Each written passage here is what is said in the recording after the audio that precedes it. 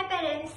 So to do this activity, you can take any toys that you have in your house and take some part of the toy. For example here, now I'm using this ball stacking tower. So I'm taking the balls and we put the item according based on your children's height.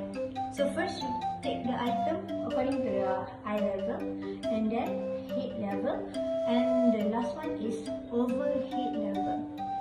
So we can ask the children to reach for the eye level first. After they reach it, and then we can play with the full toys. So like this, we put it and we can see words such as down, down, down, down the ball. And then we can proceed to the next ball.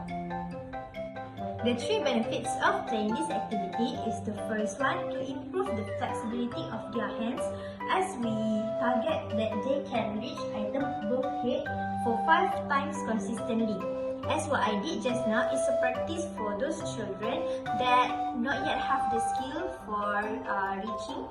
So start on eye level, head level, and then above head. The second benefit is to enhance grab skill, as we use small item and then they need to use their finger to grab the item from the wall and pull it out.